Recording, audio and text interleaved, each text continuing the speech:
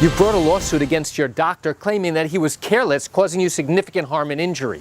But you feel so guilty, you're racked with guilt. And now, as your case goes to trial, you now want to go up and apologize to the doctor for having to sue him. If you do that, if you apologize to your doctor during the course of your trial, can that apology be used against you during the course of your trial? You want to know the answer? Come join me for a moment as I share with you some great information. Hi, I'm Gerry Oginski. I'm a New York medical malpractice and personal injury attorney. And the answer is, yes, it can. Now you might be asking yourself, how can your apology to the doctor be used against you? Well, I'll tell you how. That conversation is now, the doctor's going to have that in his mind. You're going to go up to the doctor and apologize for having to sue him in order to get compensated, financially compensated, for all the harms and losses and damages that you incurred. And now, the doctor's going to look at you like you're crazy, like, what are you doing talking to him, number one? Because during the course of trial, you're not going to talk to him, he's not going to talk to you. And now, here you are approaching him, maybe during a break or at the end of the day, and now you say, hey, doctor, listen, I'm so sorry for having to sue you. And he just basically walks away. He doesn't say anything in response. But that information, that conversation, however brief it is going to be relayed to his attorney, the defense lawyer.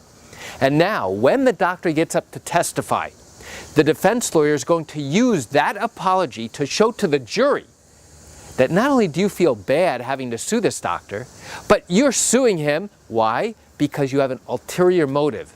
What is that motive? Money.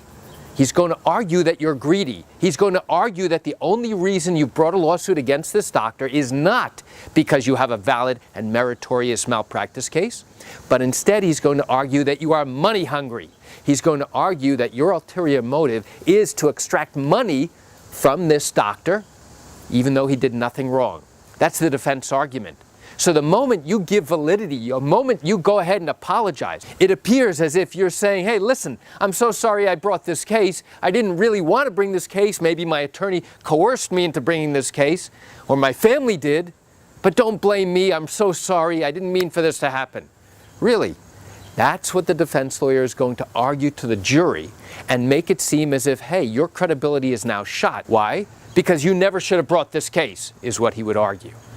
So when you go ahead and make that heartfelt apology to the doctor, if assuming you do have that heartfelt feeling, now you go ahead and do that. You're human. You see that the doctor is human. You see that you're both going through the stresses of trial each and every day.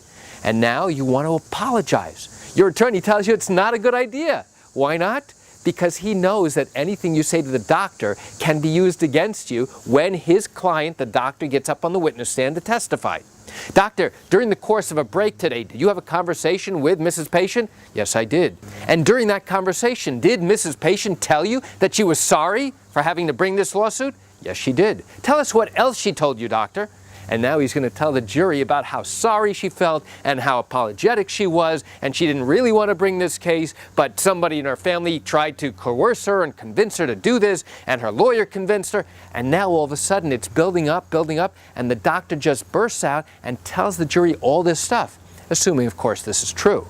And if it is true, how does that make you look in front of the jury? I'll tell you how it makes you look. It makes you look like you have an ulterior motive. It makes you look like you've been hiding something for all this time, and now the real reason why you're there may not entirely be because of the fact that this doctor was careless, and that his carelessness was a cause of your injury, and that your injuries are significant and permanent. That may be only one factor, but now the second factor is, hey, I can get some money here.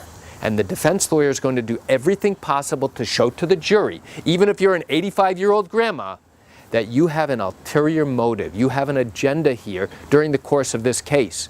And it's not really to show that the doctor was wrong. Instead, it's to walk away with a big pile of money, and the doctor is going to make you out to be a bad person, a bad guy, somebody who really doesn't deserve all the money that you're supposed to get because of the doctor's carelessness. So you may have those feelings of guilt. You may feel totally apologetic, knowing that you're dragging the doctor through this lawsuit that's going on for 2 to 3 years. And you're thinking, you know what? Maybe this is also affecting his practice. Maybe it's affecting his livelihood. Maybe it's affecting his family. You don't know, right? But your attorney has told you you're not going after the doctor's medical license. Your attorney has told you, listen, this is designed solely to get you money as compensation for all the damages and harms that you suffered. That's it. Because they're not going to write out a check and voluntarily pay you for all your harms. They're not going to pay you your lost wages for all the time you've been out of work. And what about into the future? They're not going to write out a check right then and there and say, okay, you're right. You're claiming all this money that you lost? Sorry, we're not going to pay you. That's exactly the point. Because they're not going to voluntarily do it, you have no choice but to bring a lawsuit against them. Why? In order to compel them to pay you. In order to compel them. You weren't the one who walked into the doctor's office and said, hey, could you hurt me so I can go get some money? That's not how it works. That's not how any of it works. I don't know of any patient, not a single patient anywhere, who walks into a doctor's office and says, hey, I want you to screw up my surgical procedure so that I can go ahead and try and get some money. That's not what happens. So why do I share this quick information with you? I share it with you just to give you an inside look at what goes on in these medical malpractice cases today. You know, I realize you're watching this video because you likely have questions or concerns about your own matter. Well, if your matter did happen here in New York, and you're thinking about bringing a lawsuit, but haven't done so yet because you still have questions that need to be answered, then what I invite you to do is pick up the phone and call me. I can answer your legal questions. You know, this is something I do every single day, and I'd love to chat with you. You can reach me at 516-487-8207 or by email at Gerry, Gerry, at oginski-law.com. That's it for today's video. I'm Gerry Oginski. Have a wonderful day.